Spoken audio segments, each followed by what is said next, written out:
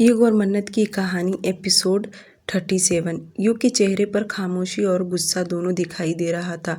उसने अपने आप को बहुत ही कंट्रोल करके रखा था। वह आज मन्नत का दिन बिल्कुल भी खराब नहीं करना चाहता।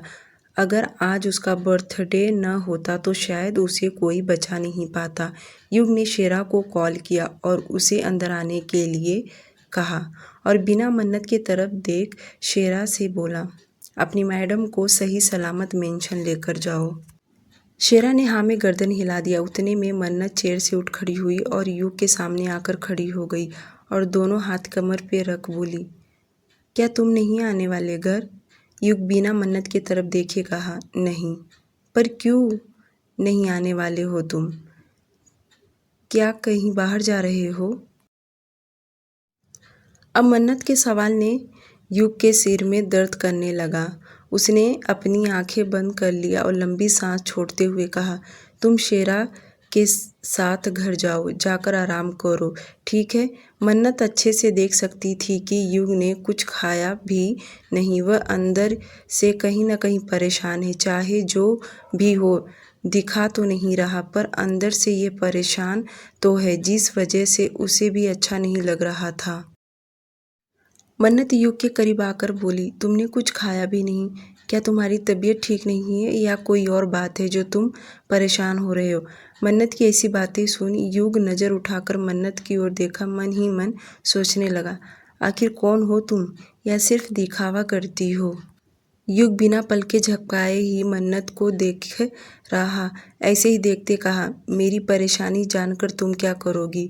तुम्हें उससे क्या फ़र्क पड़ेगा?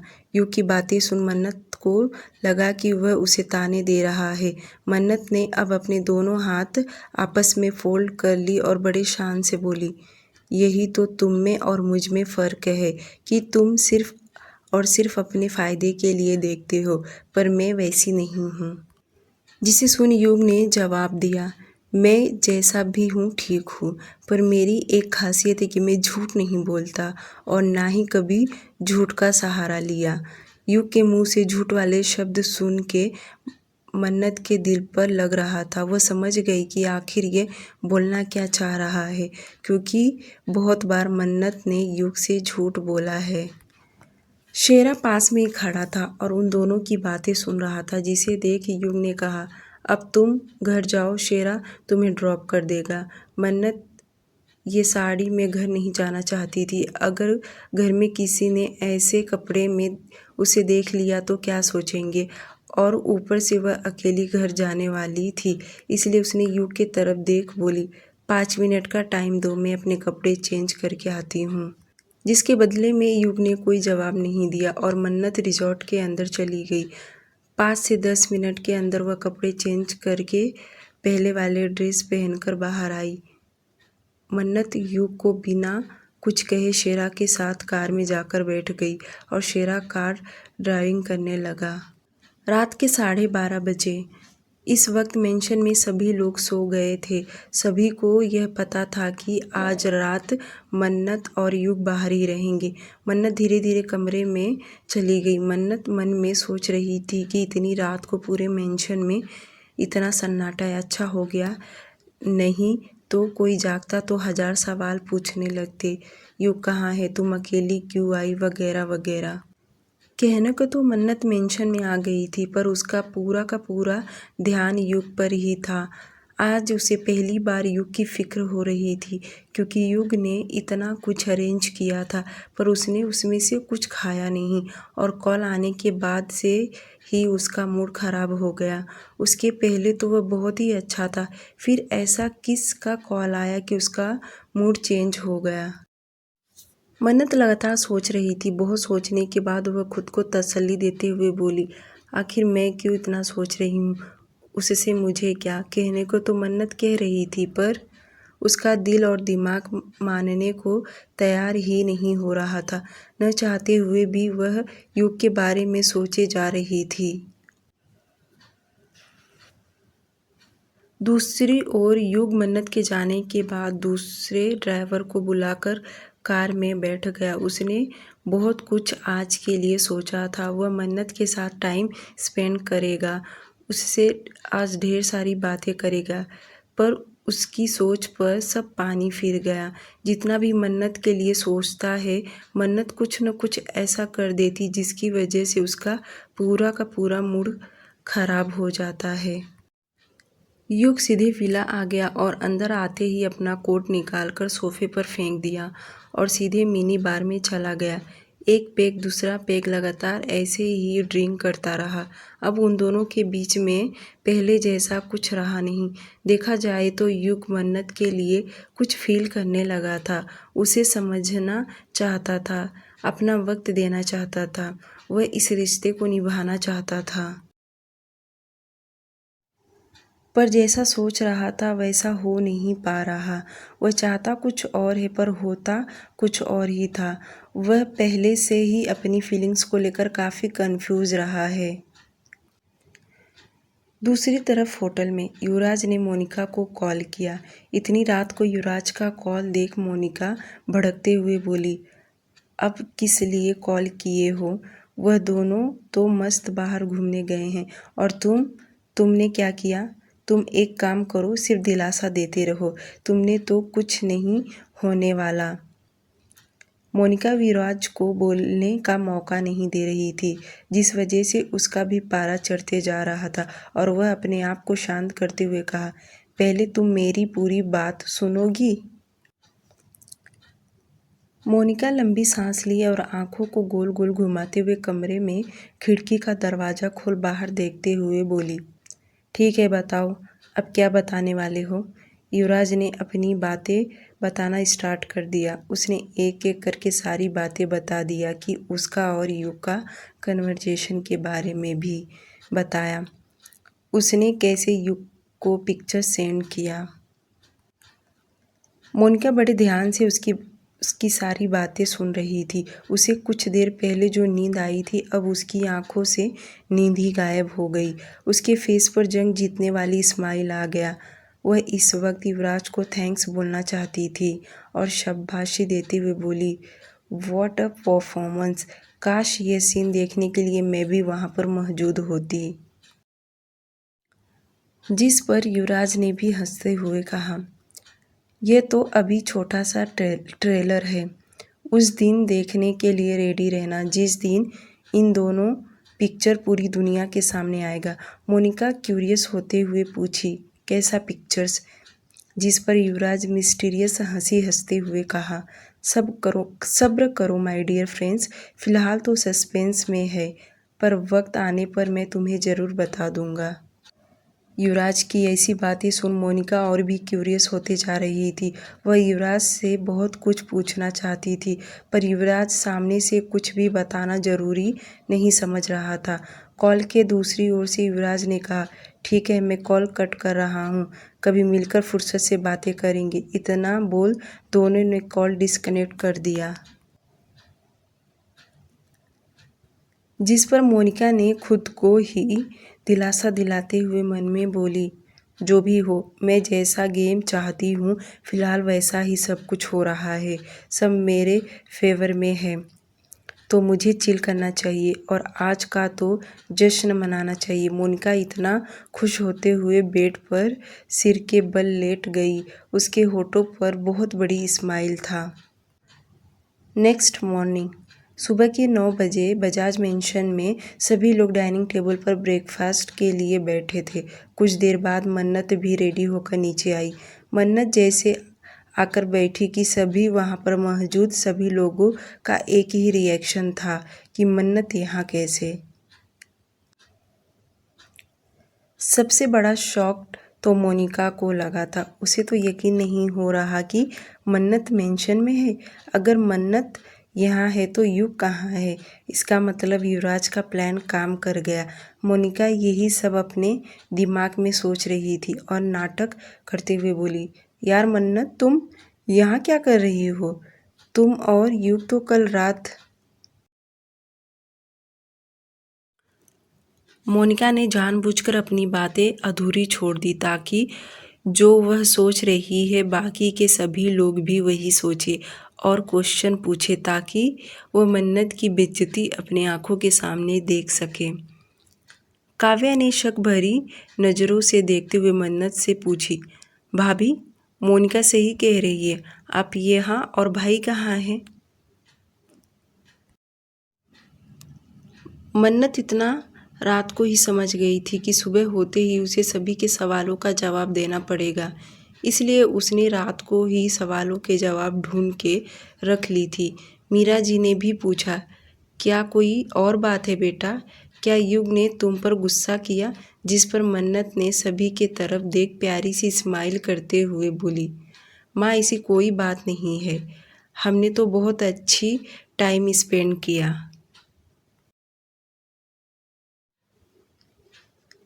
मन्नत बोल ही रही थी, बाकी सभी लोग उसकी बातें सुनने में दिलचस्पी दिखा रहे थे और मन्नत अपना बोलना जारी रखती है।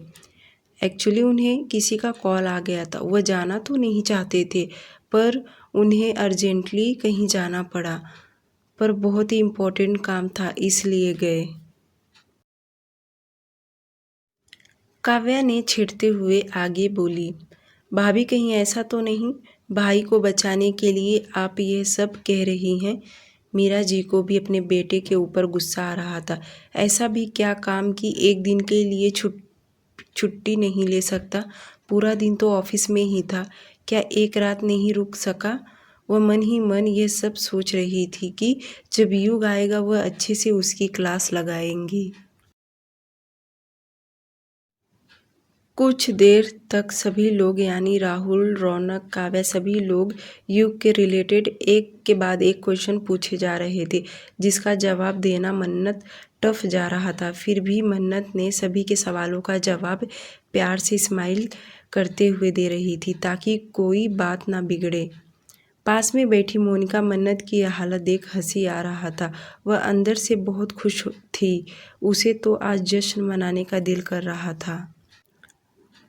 वह अपने मन में कहने लगी, बड़ी शान से गई थी ना रिजॉर्ट, कैसे मुंह लटका कर आ गई बेचारी, मुझे इसके लिए बहुत बुरा लग रहा है। मीरा जी ने कहा, कल की बातों को अब जाने दो, सभी लोग ब्रेकफास्ट पर ध्यान दो। दूसरी तरफ मेहता बंगलो, रेहान कल ही आ गया था और आज ऑफिस जाने के लिए रेडी भी हो गया।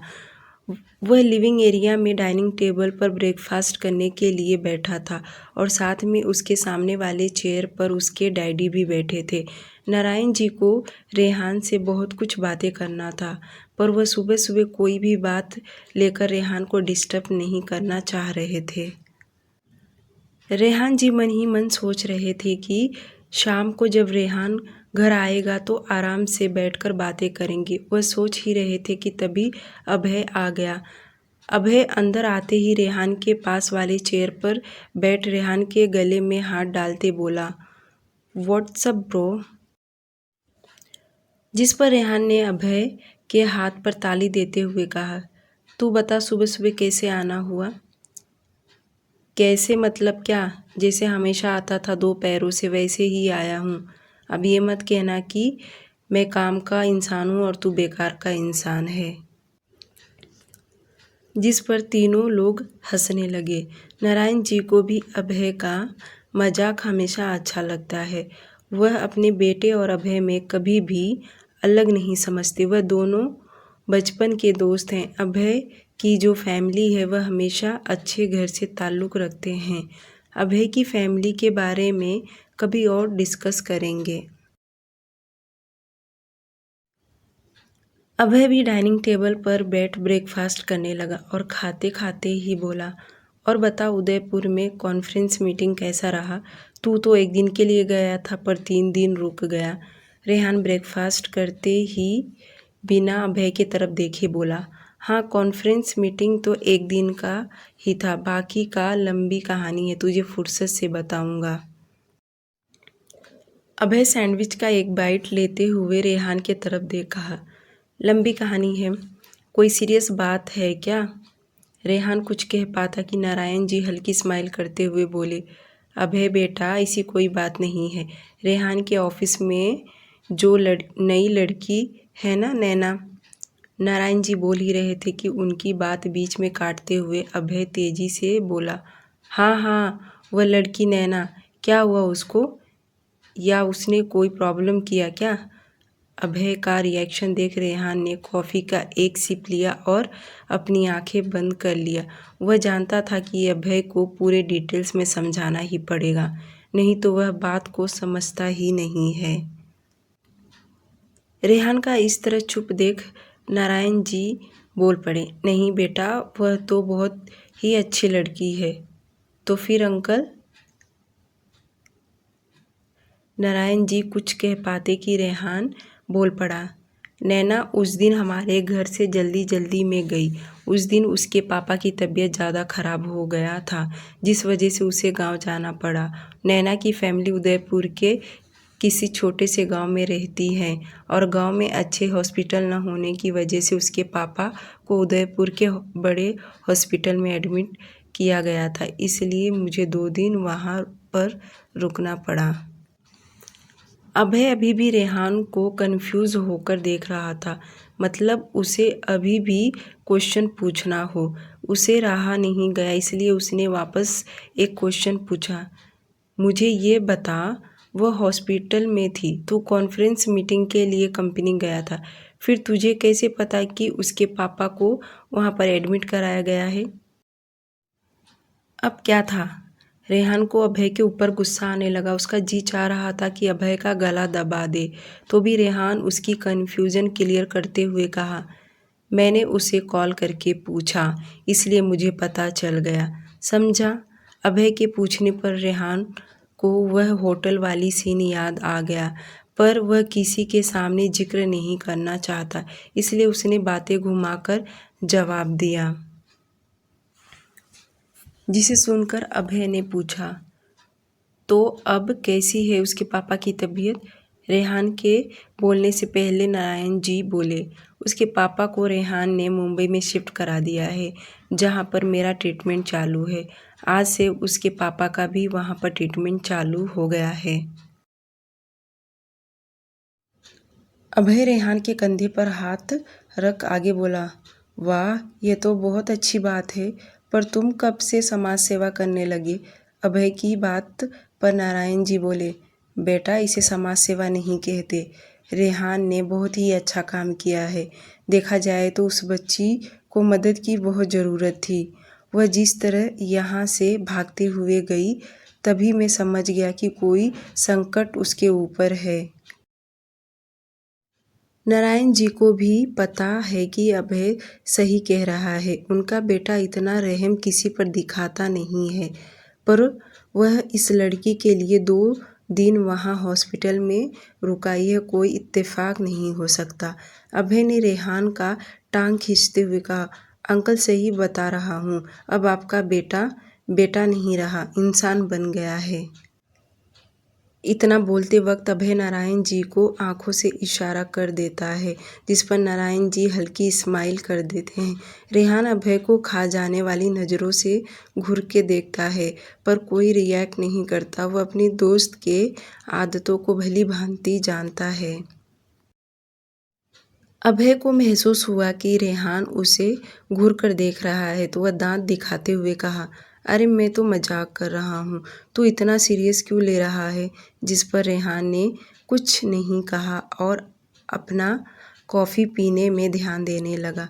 ब्रेकफास्ट होने के बाद रेहान नारायण जी से कहा, डैड, मैं ऑफिस के लिए निकल रहा हूँ। रेहान चेयर से उठ खड़ा हुआ और अभय के कंधे पर हाथ रख बाय बोलकर ऑफिस के लिए निकल गया। उसके जाते ही अभय नारायण जी से बोला, अंकल, आपको रेहान कुछ बदला बदला नहीं लग रहा? मेरा मतलब कि अभय अपनी बातें अधूरी ही छोड़ दिया।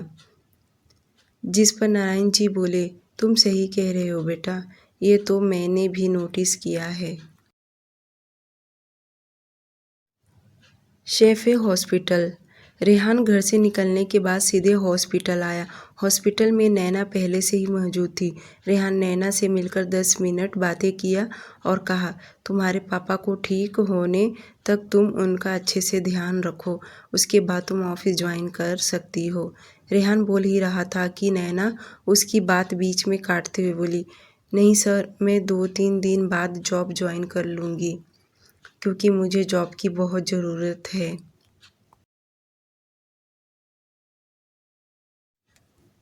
नैना की प्रॉब्लम रेहान से छुपी हुई नहीं थी। उसे तो अब कुछ ज़्यादा ही उसके घर के हालात के बारे में पता चल गया, जिस पर रेहान ने कहा, तुम्हें फ़िक्र करने की ज़रूरत नहीं है, तुम्हारा पेमेंट चालू रहेगा।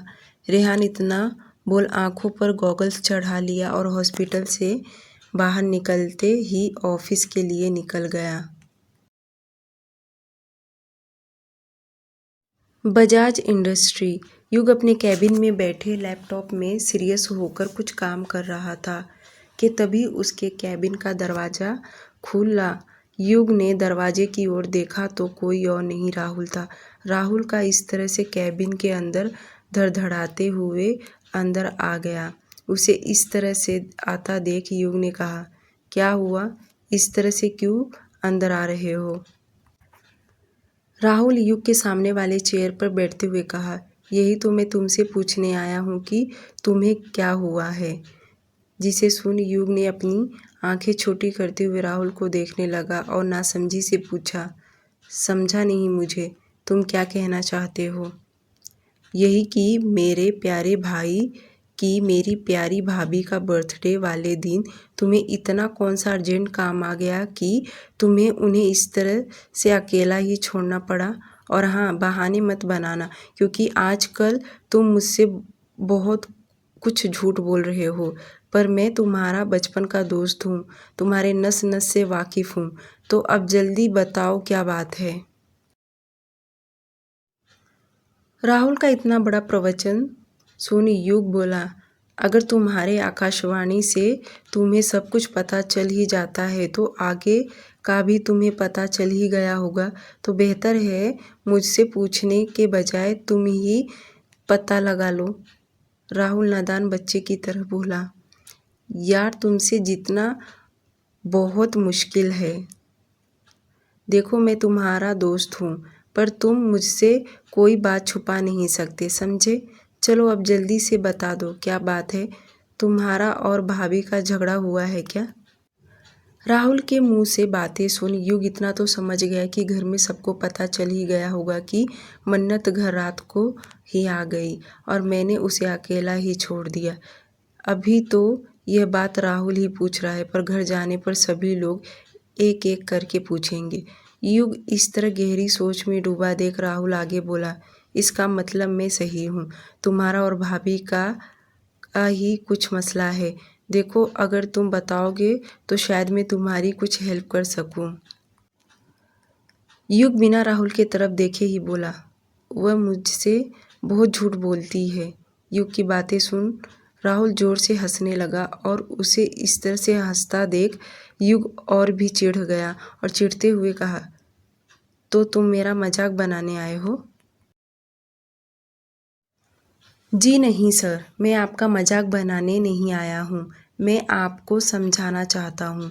द बिजनेस टाइकून को एक छोटी सी फॉर्मूला समझ में नहीं आ रहा। अगर भाभी झूठ बोल रही हैं, उसके पीछे साफ रीज़न है कि वह तुमसे डर रही हैं। तुम हो ही शैतान जो डरा धमका के रखते हो, तो क्यों नहीं झूठ बोलेंगी? राहुल मन्नत का साइड ले रहा था, जिसे देख युग राहुल के तरफ देख दांत पीसते हुए कहा, तुम्हें लगता है मैं उसे डरा धमका के रखता हूँ और वह मेरी धमकियों से डरेगी? उसे मैं कैसे झेलता हूँ ना, मैं ही जानता हूँ। इतना बोल युग अपना फेस दूसरी तरफ कर लिया और उसकी बातें सुन राहुल अपने दोनों होंठ आपस में दबा के हंसने लगा। तो भी उसकी हंसी की आवाज़ युग ने सुन ही लिया। युग अपनी नज़र राहुल के तरफ किया और खा जाने वाली नज़रों से देखने लगा। उसका इस तरह से देखता देख राहुल और भी ज़ोर से हंसने लगा, यहाँ तक कि खुलकर हंसने लगा। राहुल का इस तरह से उस पर हंसना युग को और भी गुस्सा दिलाने का काम कर रहा था और वह गुस्से में बोला, हो गया तुम्हारा हंस के, तो तुम जा सकते हो, इसलिए मैं तुमसे कुछ कह नहीं रहा था, तुम्हें इसके सिवा आता ही क्या है? युग की ऐसी बातें सुन राहुल अपने पेट पर हाथ रख अपनी हंसी कंट्रोल करते हुए कहा, ओके सॉरी सॉरी, अब मैं नहीं हंस रहा हूँ। पूछोगे नहीं, मेरे हंसने का वजह क्या है? युग गुस्से में बोला, मुझे कुछ नहीं पूछना, तुम जा सकते हो। राहुल अपने चेयर से उठ खड़ा हुआ और युग के पास जाके उसके पीछे खड़ा हुआ और उसके कंधे पर हाथ रख धीरे से कहा, सच कहूँ ना तो तुम्हें भाभी से प्यार हो गया है। ये मैं काफ़ी दिनों से नोटिस कर रहा हूँ। तुम्हारा गुस्सा, तुम्हारा चिड़चिड़ापन। जिस पर युग ने राहुल को और भी गुस्सा करते हुए कहा, अब तुम मुझे अपनी बातों में उलझा रहे हो। मैं उलझा नहीं रहा हूँ, मैं सच कह रहा हूँ। यूं ही भागे भागे दिल्ली चले जाना, यूं ही भाभी के इर्द गिर्द घूमना, उन पर जासूसी की तरह ध्यान देना, यह एक पागल आशिक दीवाना ही कर सकता है। जिस पर युग भड़कते हुए कहा, तुम्हें मैं यहाँ पागल नजर आ रहा हूँ तुम्हारी बकवास बातें सुनने के लिए? अब राहुल सीरियस होते हुए कहा, ठीक है, तुम्हें मेरी बातों पर भरोसा नहीं ना तो मत करो, पर ये ही सही है। मैं तो यही कहूँगा, जो भी तुम दोनों की आपस का मामला है खुद ही निपट लो। कहीं ऐसा ना हो कि बहुत लेट हो जाए, तब जाकर तुम्हें एहसास हो कि तुमने अपना कीमती चीज़ खो दिया है। राहुल इतना बोल चेयर से उठ खड़ा हुआ और जाने के लिए मुड़ा कि युग बोल पड़ा, वह कोई चीज़ नहीं है जो खो जाएगी और मैं उसे अपने पास से कभी दूर नहीं जाने दूंगा, कभी नहीं। राहुल बिना युग की तरफ मुड़े ही मुस्कुराया, कुछ सोचते हुए पीछे मुड़ा और कहा, तो मान लो ना तुम्हें उनसे प्यार है और उन्हें कह दो, सिंपल सी बात है। एक लड़की को क्या चाहिए, लड़कियां यही तो सुनना चाहती हैं। एक बार कह कर तो देखो, फिर देखो क्या कहती हैं। उसके पहले तुम जज नहीं कर सकते। इतना बोल राहुल केबिन से बाहर चला गया, पर युग को सोचने के लिए मजबूर कर दिया। यह भी सही है कि युग लाख मना कर ले, पर उसका दिल और दिमाग मन्नत के लिए धड़कना चालू हो गया था। उसके होने ना होने से युग को फर्क पड़ने लगा था। उसका लड़ना झगड़ना उसे अच्छा लगता था। मन्नत पर वह अपना हक जताने लगा था। युग चाहे ना चाहे मन्नत के ख्यालों से दूर नहीं भाग सकता। अब वह घर हो या ऑफिस में, मन्नत का एहसास और ख्याल उसका पीछा नहीं छोड़ती। मेंशन में शाम का वक्त। मन्नत गार्डन में टहल रही थी कि तभी काव्या और रौनक दोनों मन्नत के पास आए। अब तीनों एक दूसरे को कंपनी दे रहे थे।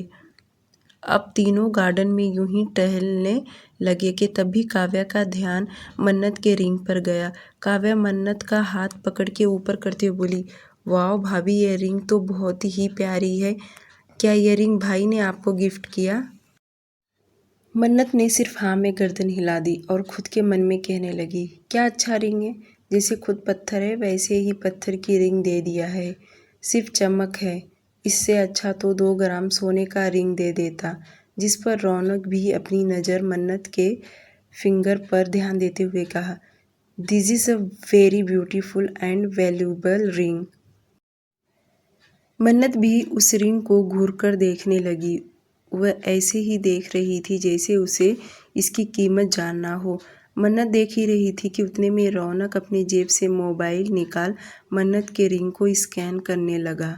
रौनक अपनी आंखें बड़ी बड़ी करते हुए बोला, यार ये बहुत महंगी रिंग है।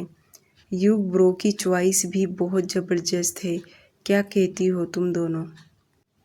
जिस पर मन्नत थोड़ा अंदर से संकोच करते हुए बोली, क्या सच में बहुत महंगी रिंग है ये? मन्नत की बात सुन रौनक तुरंत मोबाइल में चेक करने लगा और मोबाइल स्क्रीन में देखते आगे कहा, टुडे डायमंड एस्टीमेट कॉस्ट है। रौनक इतना बोल पहले चुप हो गया, फिर नज़र ऊपर कर दोनों की तरफ देख आगे कहा, यार इस डायमंड की कीमत आज $9 to 10 मिलियन है।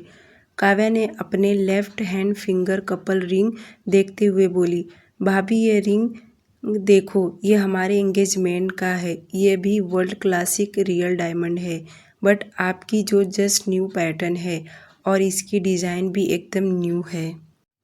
मन्नत तो रिंग की प्राइस सुन दंग रह गई। मन्नत अपनी फिंगर में पहनी हुई रिंग को छूकर देखने लगी। आखिर इसमें इतनी क्या खास बात है और युग ने उसे इतनी महंगी रिंग क्यों पहनाई? मन्नत की नज़र उस रिंग से हट ही नहीं रहा था। जब से उसने उस रिंग की प्राइस सुनी थी, थोड़ी देर यूं ही गार्डन में टहलने के बाद जब मन्नत कमरे में आई तो उसे इस रिंग के सिलसिले में युग से बात करना था। मन्नत कमरे में इधर से उधर घूमते हुए खुद से कहने लगी, मैं इतनी महंगी रिंग अपने हाथों में पहन कर नहीं रख सकती। कहीं खो गया तो, या कहीं टूट फूट गया तो मैं इसे निकाल कर कवर्ड में रख देती हूँ। मन्नत ने अपने फिंगर से रिंग उतारकर जैसे कवर्ड खोली कि सामने युग के कपड़े दिखे। एक पल के लिए मन्नत उसके कपड़ों को देखने लगी। ज़्यादातर युग तो बिजनेस सूट ही पहना करता है और कैजुअल कपड़े में मन्नत ने उसे बहुत कम ही उसे देखा करती है। मन्नत का हाथ अपने आप उस वाइट शर्ट पर चला गया और उस शर्ट को कवर्ड से निकाल कर अपने हाथ में ले कर घूरकर देखने लगी। उस शर्ट से आ रहे खुशबू को मन्नत शर्ट को अपने करीब कर लेती है और उसकी सुगंध लेते हुए खुद से कहती है, तुम्हारी परफ्यूम की खुशबू बहुत अच्छी है। तभी उसका मोबाइल रिंग करने लगा और उसकी आवाज़ सुन मन्नत हड़बड़ाहट से शर्ट को अंदर रख देती और जल्दी से टेबल से मोबाइल उठाकर बोली, हेलो। कॉल के दूसरी ओर से शख्स बोला, हाय मन्नत, क्या तुमने फ़ोटो देखा? मन्नत अपनी आईब्रो सिकुड़ाते हुए बोली, युवराज तुम? क्या तुम्हारा यह नया नंबर है? हाँ, यह मेरा नया नंबर है और रात को मैंने तुम्हारा बर्थडे सेलिब्रेशन का फ़ोटो युग के मोबाइल पर सेंड कर दिया हूँ। तुम देख लेना, बहुत ही अच्छी पिक्चर्स आए हुए हैं। युवराज का इतना कहना कि मन्नत भड़कते हुए बोली, ये क्या कह रहे हो तुम? तुमने कल का फ़ोटो युग के मोबाइल पर सेंड किया, पर क्यों? तुमने उसे क्यों किया? तुम्हें उसका नंबर कहाँ से मिल गया?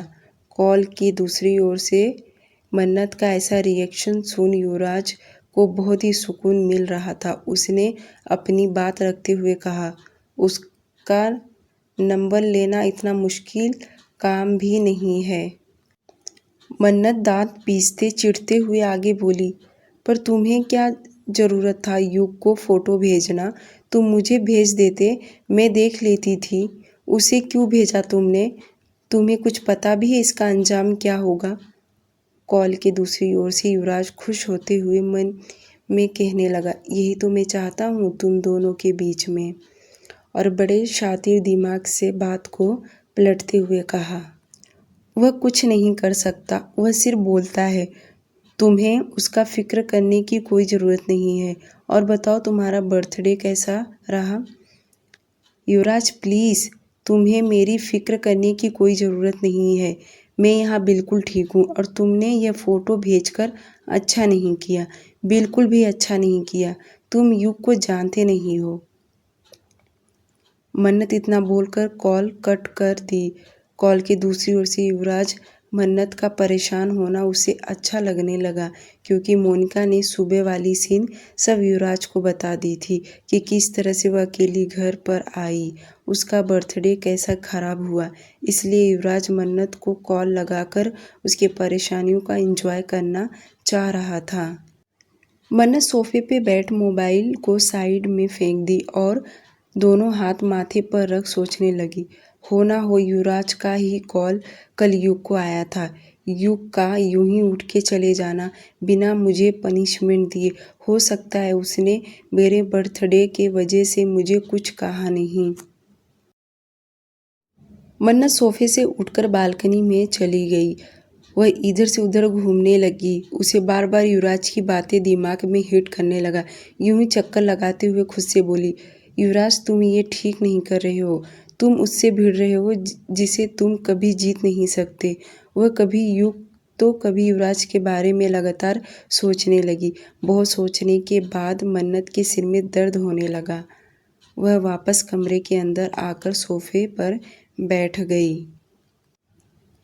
अपने हाथ में मोबाइल उठाकर सोचने लगी, युग को एक बार कॉल करूं? नहीं, मैं उसे कॉल नहीं कर सकती। वह कॉल उठाएगा तो मैं क्या कहूँगी? उसे तो यही लगेगा कि मैं अपना बर्थडे मनाने के लिए सबसे पहले युवराज के पास गई। वह यकीन नहीं करेगा। मुझे युग के आने का वेट करना होगा, फिर से सब बात क्लियर कर दूंगी। यूं ही देखते देखते शाम से रात हो गया। 9 बजे सभी लोग डिनर करने के लिए डाइनिंग टेबल पर बैठ गए। मन्नत की नज़र बार बार दरवाजे की ओर था। शायद अब युग आए। मन्नत का यूं बार बार बाहर देखना राहुल ने देख लिया था। राहुल खुद के मन में कहने लगा, लगता है आग दोनों तरफ से धधक रहा है। इतना बोल राहुल अंदर ही अंदर स्माइल करने लगा।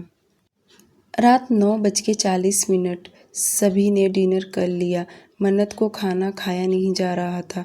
बेमन से उसने थोड़े खाए। सभी लोग लिविंग एरिया में बैठकर बातें कर रहे थे कि बातों ही बातों में राहुल ने कहा, युग आज नहीं आएगा क्योंकि वह विला पर स्टे किया हुआ है। उसका किसी बड़े प्रोजेक्ट पर पेंडिंग काम पड़ा हुआ है जो करना बहुत ही ज़रूरी है। राहुल ने ये सारी बातें मन्नत को देखकर कहा। वह जानता था कि मन्नत युग के आने का वेट कर रही है और राहुल ने इसमें से एक भी बात सच नहीं कहा। मन्नत को सारी बातें झूठ ही कहा ताकि वह उसका इंतज़ार ना करे। युग को जब आना होगा वह खुद ब खुद आ ही जाएगा। राहुल की बातें सुन मन्नत को बुरा लगा कि आज भी युग घर नहीं आएगा। हो ना हो वह गुस्से में है इसलिए नहीं आ रहा। क्या मैं खुद युग से मिलने विला पर जाऊं? पर इतनी रात को माँ मुझे अकेले जाने भी नहीं देगी। राहुल इतना बोलकर सोफे से उठ खड़ा हुआ, जाने के लिए सीढ़ियों की ओर बढ़ गया। राहुल को जाता देख मन्नत भी जल्दी से उठ गई और राहुल के पीछे पीछे जाने लगी। राहुल अपने कमरे तक ही आया होगा कि मन्नत पीछे से बोली, राहुल भैया। मन्नत का आवाज़ सुन राहुल तुरंत पीछे देखा और बोला, हाँ मन्नत बोलो, क्या हुआ? तुम्हें कुछ पूछना है क्या? राहुल भैया मुझे आपकी एक मदद चाहिए। राहुल फिक्र जताते हुए कहा, हाँ बोलो, क्या बात कहना है तुम्हें? किसी ने तुम्हें कुछ कहा? मन्नत हिचकिचाते हुए बोली, मुझे वेला जाना है युग के पास। मन्नत यह शब्द बहुत ही स्लो वॉइस में बोली जिस पर राहुल को मन ही मन हंसी आ गया, पर उसने अपनी हंसी दिखाया नहीं। राहुल ने आगे कहा, ठीक है मैं तुम्हें वेला ड्रॉप कर देता हूँ। मन्नत ने तुरंत अपना राइट हैंड आगे करते बोली, नहीं भैया इसकी कोई ज़रूरत नहीं है। आप सिर्फ माँ से परमिशन ले लीजिए और ड्राइवर से कह दीजिए कि मुझे छोड़ दे। तो भूल जाओ कि मॉम तुम्हें इतनी रात को बाहर जाने देंगी। मैं तुम्हें लेकर चलता हूँ।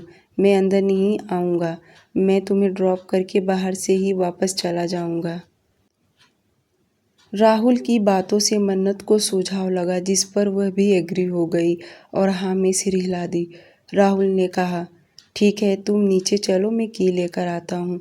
राहुल ने काव्या से कहा कि वह आधे घंटे में आ जाएगा और आने के बाद वह सब उसे बताएगा, जिस पर काव्या ने हाँ में गर्दन हिला दी।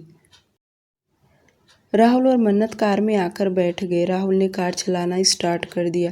कुछ वक्त के बाद दोनों बजाज विला पहुंच गए। राहुल ने मन्नत के तरफ देख कहा, तुम जाओ अंदर, मैं यहाँ से यू टर्न ले लेता हूँ। इस वक्त युग अंदर ही होगा।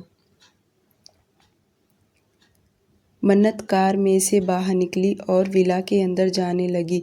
गार्ड ने मन्नत को देख ग्रीट किया। उसके बाद गार्ड ने राहुल को नमस्ते किया। जब मन्नत पूरी तरह विला के अंदर चली गई तब राहुल ने कार यू टर्न लेकर वापस मेंशन के लिए निकल गया। मन्नत जब विला के मेन डोर तक आई तो वहाँ पर शेरा कॉल पर किसी से बात कर रहा था। उसे देख मन्नत समझ गई कि युग अंदर ही है। मन्नत तुरंत मेन डोर से लिविंग एरिया में आ गई। उसने चारों तरफ नज़र घुमाई पर उसे युग नज़र नहीं आया। युग को न देखकर एक सर्वेंट से पूछी, तुम्हारे बॉस कहाँ है? सर्वेंट नज़रें झुकाए हुए ही कहा, मैम बॉस इस वक्त अपने कमरे में हैं। मन्नत ने बिना कुछ कहे सीढ़ियों की तरफ बढ़ गई। धीरे धीरे सीढ़ियाँ चढ़ते हुए अपने पुराने दिन याद आने लगे जब वह यहाँ रहती थी। मन्नत जब सीढ़ियों से चढ़ते हुए ऊपर आ गई, वह आगे जा ही रही थी कि उसे वह कमरा दिखा जिसमें वह पहले रह चुकी थी। उसके कदम वहीं रुक गए। उसने थोड़ा सा दरवाज़ा खोलकर पहले अंदर झाँक कर देखी। कमरे के अंदर का लाइट ऑफ था, जिस वजह से डरकर उसने तुरंत दरवाज़ा बंद कर दी। मन्नत तुरंत आगे बढ़ गई, जो युग का कमरा था। मन्नत धीरे से दरवाज़ा खोल दबे पांव अंदर जाने लगी। अंदर आते ही उसने चारों तरफ नज़र घुमाई, पर युग उसे कमरे में दिखाई नहीं दिया। अब मन्नत को अंदर ही अंदर घबराहट होने लगा कि युग कहाँ है। वॉशरूम का दरवाज़ा 1 इंच खुला ही था। ये देख वह तुरंत वॉशरूम की तरफ बढ़ गई और बिना कुछ सोचे समझे वॉशरूम का दरवाज़ा खोल अपने कदम अंदर रख दिए।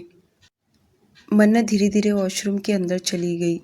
वॉशरूम के अंदर युग अभी अभी शॉवर लिया था। युग ने वाइट कलर का टॉवेल अपने कमर में बांध रखा था। युग अपने आप को मिरर में देख ही रहा था कि जैसे उसे मिरर में मन्नत दिखी, वह तुरंत पीछे मुड़ा और मन्नत युग को ऐसे देख शर्माते हुए जोर से चिल्लाई, आह सॉरी, वह मैंने कुछ नहीं देखी। मन्नत ने अपने दोनों हाथ आंखों पर रख लिए।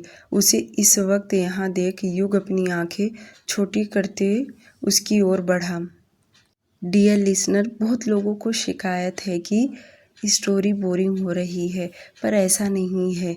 बहुत सारे कैरेक्टर है, सबका लिखना पड़ता है, वरना स्टोरी बहुत स्मॉल हो जाती है।